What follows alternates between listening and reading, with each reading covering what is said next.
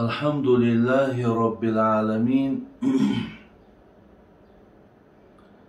والصلاة والسلام على رسوله الكريم وعلى آله وأصحابه إلى يوم الدين. السلام عليكم ورحمة الله وبركاته. از الله بسیار مهربان دعاگو هستیم که جمیع طاعت و عبادت ما و شما را قبول گردانه و آن چیزی را که از این برنامه هایی که میشنوید خداوند توفیق عمل کردنش نصیب تان گرداند. برادران و خواهران عزیز، باز میاییم به سری سوال هایی که در نزد من هستند. اولین سوالی را که میخواهم برای شما خانم، برای من خواهر با تلفن با آب چشم گریه کرده خواهش کردند که حاجی بابا در یگان برنامه هاتون شما برای همین مردهایی که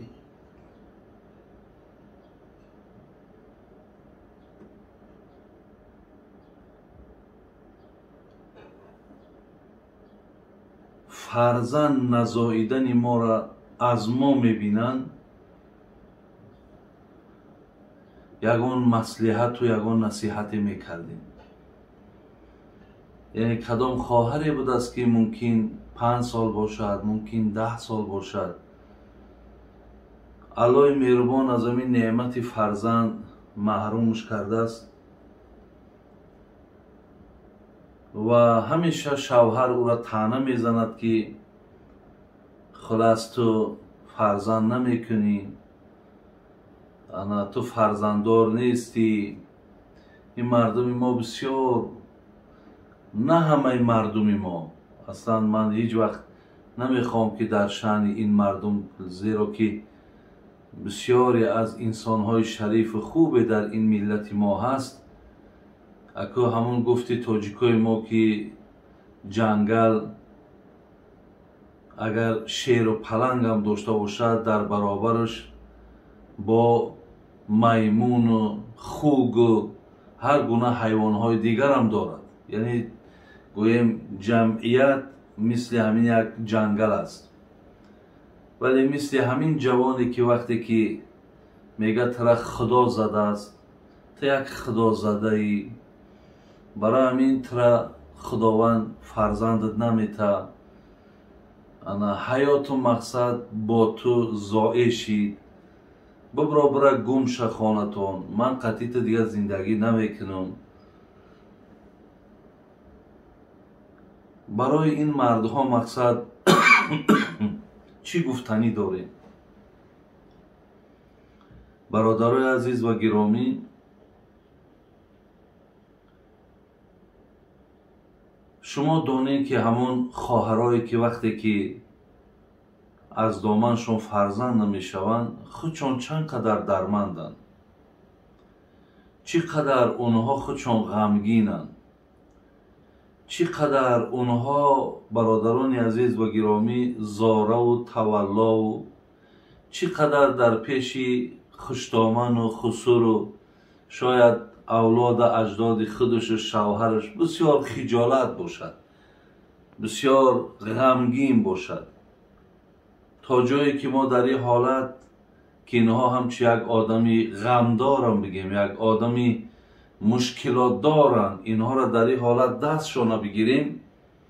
برعکس ما در بالای سوختن نمک‌ها گفتگی با یک باره بر سر اینها بسیار حرف‌های را میزنیم که خیلی و خیلی قلب اینها را ما درمند میکنیم. الله رحمت کنه. شیخ سعدی را میگو دل به دست آور که حج اکبر است، از هزاران کعبه یک دل بهتر است. کعبه بنیاد خلیل آذر است، دل گذرگاه جلیل اکبر است. ببینین الله رحمت کنه عزیزای خدا را، از هزاران کعبه یک دل بهتر است. یعنی دل یک نفر وقتی شما به دست میگیرین، حساب کنین که حتی از ثواب حج هم بیشتر الله مهربان برای شما پاداش میدهد.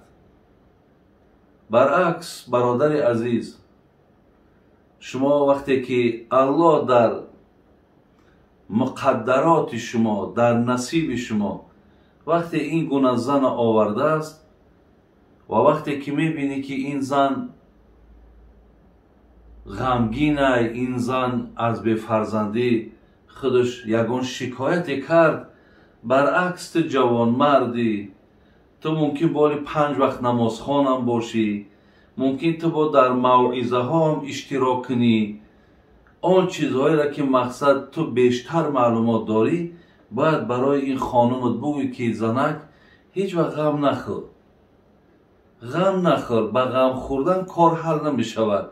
بیا یک جای دعا کنیم، بیا از الله مهربان خواهش کنیم.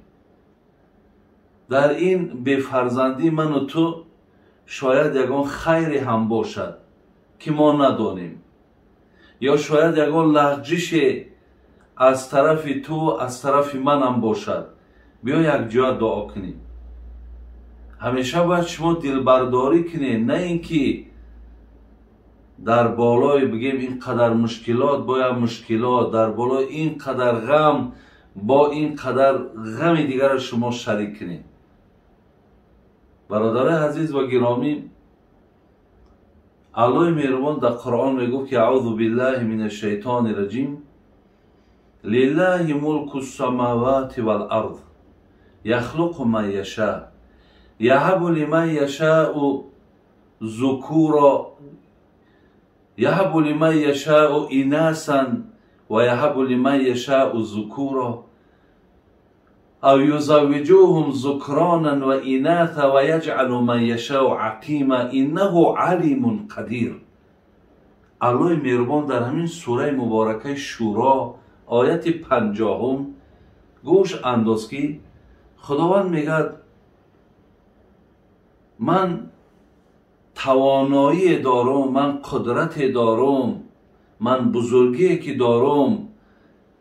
بعضی از شما را بچه دادم، بعضی از شما را دختر دادم. ببین بعضی آدمی است که در آرزوی دخترش نمیته، بعضی در آرزوی بچه‌شون نمیته. بعضی از شما را میگه هم دختر دادم هم بچه دادم. و یجعل من یشاء عقیما. بعضی از شما هم خواهش یکی از همین را داشت، خواه بچه دار شود خواه دختر دار شود، لیکن هیچ کدامشان ندادمش. الله مهربان میگه من خداوند خودش معرفی میکند، من یک ذات دانا هستم و صاحب قدرت هستم.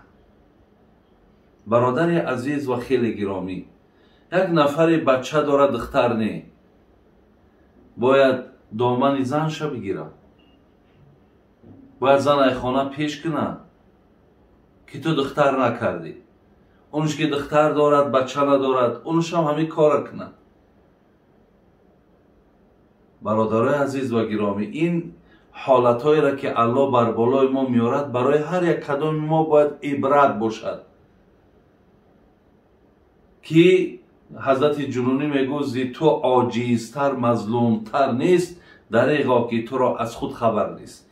انسان هم میفهمونه که تو بسیار یک مخلوق عاجزی، ای دستت هیچی نمیآید.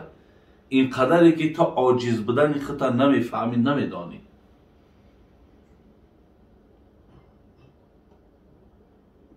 برای این مفسران در زیر این آیت گفتند یکی از شما را دختر میتیم، میگن مراد حضرت لوط بود و حضرت شعیب پیغمبر بود. اینها دختر داشتن بچه نی.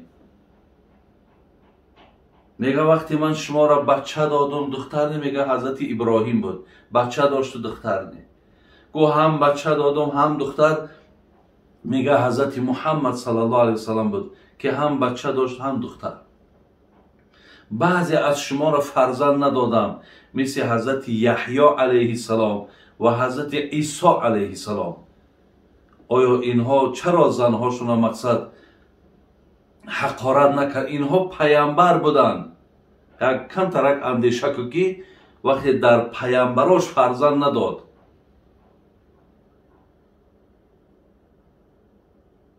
وقتی پیامبر نازنین پرسیدن از همه ده محبوب ترین نفر به سوی تو کی است؟ گفت عایشه.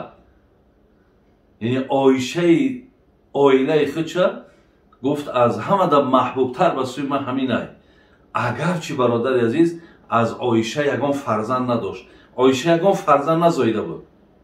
همه زنهاش از حضرت خدیجه بود، از حضرت ماریه قبطیه یک بچه دیگرش ابراهیم از او بود. از عایشه یگان فرزند نداشت، فرزند هم نشده بود، لیکن گفت از اونها دیده عایشه را دوست می داشت.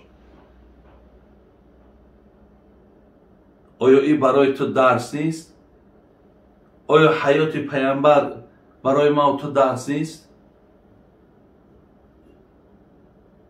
برای این فکر میکنم برادرای عزیز، زمانی که شما همین برنامه را گوش میکنین، در این ناراحتی و ناراضگی و در این طعنه‌ای که شما میکنین، شما قهر خدا را به سر خدا میارید.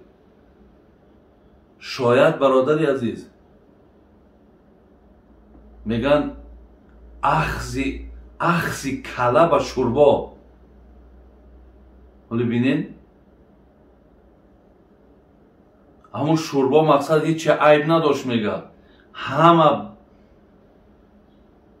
ناخوبی که در شوربا پیدا شده حساب کله بود میگه.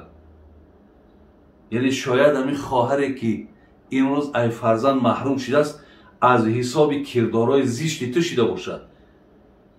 این هم امکان داره. بینید در باب زنا میآید، میگه وقتی مرد دست به زنا میزنه، خدای مهربان اول از حساب شومی زنا میگه مرده که مبتلا نمیکنه، اول میگه زیانش در فرزنداش میزنه. یعنی فرزنداش در یگان آفت، در یگان درد، در یگان مشکلات مبتلا میشود. این یک هشدار دادنه که مقصد ای راحت بگرد. وقتی نگشت میگه این دفعه میگه مشکلاتش یا که همو شومی همو فعل زیناش به خانش میزنه. یعنی خانش یا آتش میگیره یا چپه میشود. وقتی میگه در اینش هم که میگه اگر از این کارش پس نگشت بعد در مالش میزنه. بینین آخران نوبت خودشه. برای شاید همین فرزندی که نیافتیستن ای حساب شومی تام باشد. این امکان دارد.